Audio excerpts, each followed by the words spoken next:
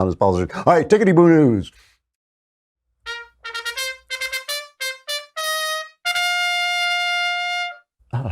All right, the Atlantic Monthly, to my shock, ran a piece by a stone left-winger. I mean, it's just the opening of this piece is so obnoxious, but the meat of the piece comes from a report that was recently published called Hidden Tribes, a study of America's polarized landscape.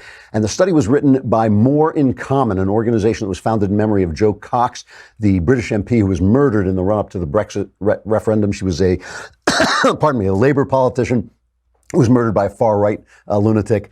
And they put out this report. According to the report, 25% of Americans are traditional or devoted conservatives, okay? 25%.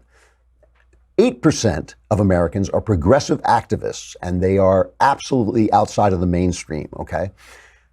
2/3 of Americans who don't belong to either far right or far left, or I don't know, conservative or left-wing crazies, they call them an exhausted majority. They are exhausted with the battle between both sides. So that's 80%, right? 2/3. So that's 66%. Their members share, according to this report, share a sense of fatigue with our polarized national conversation, a willingness to be flexible in their political viewpoints, and a lack of voice in the national conversation. Notice, by the way, that my estimate that 70% of people agree with 70% of the thing turns out to be actually almost exactly right. That is almost exactly right. But here, listen to this. Most members of the exhausted majority, and then some, dislike political correctness. They all hate political correctness. Among the general population, 80% believe that political correctness is a problem in our country. Young people, 74%, ages 24 to 29, 79% under age 24. Everybody hates political correctness. Whites are slightly less likely than average to believe that political correctness is a problem in the country. 79% of them share this sentiment. Asians, 82%, Hispanics, 87%, and American Indians, 88%, who are most likely to oppose political correctness. Somebody says it seems that every day you wake up, something has changed. You say Jew or Jewess. Is it a black guy, African-American? You're on your toes because you never know what to say. Political correctness in that sense is scary. And it is scary because you can lose your job and so forth. What I'm telling you is all these people who apologize the minute they get caught out saying something politically correct, all these corporations that fold, all these spokesmen, all these artists who come on their knees as if they're at a Stalinist show trial with a sign saying thought criminal, you know, every one of them, they're all playing to the minority. Every single one of them. What does that mean? It means for those of us who believe in the Constitution, those of us who believe in freedom, those of us who believe in that America is a great country and can be greater still if we remain free, all of us, we are in the majority. We are the majority. And those of us who believe that art and culture should not be restricted by political correctness.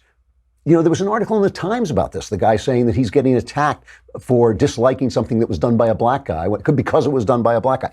Everybody hates it. Everybody hates it.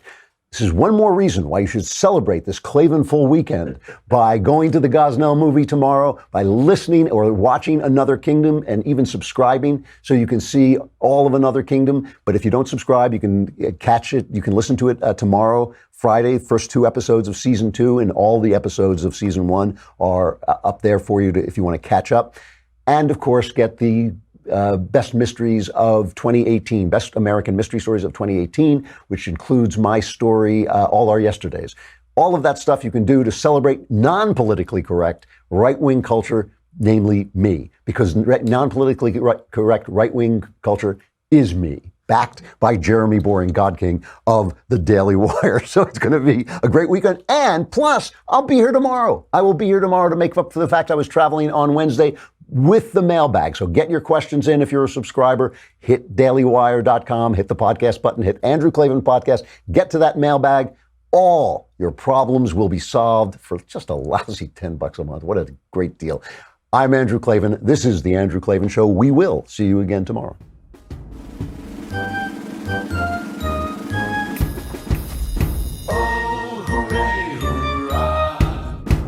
The Andrew Klavan Show is produced by Robert Sterling. Executive producer, Jeremy Boring. Senior producer, Jonathan Hay. Our supervising producer is Mathis Glover. Technical producer, Austin Stevens. Edited by Alex Zingaro. Audio is mixed by Mike Cormina. Hair and makeup is by Jesua Alvera, and our animations are by Cynthia Angulo and Jacob Jackson. The Andrew Klavan Show is a Daily Wire Forward Publishing production, copyright Forward Publishing 2018.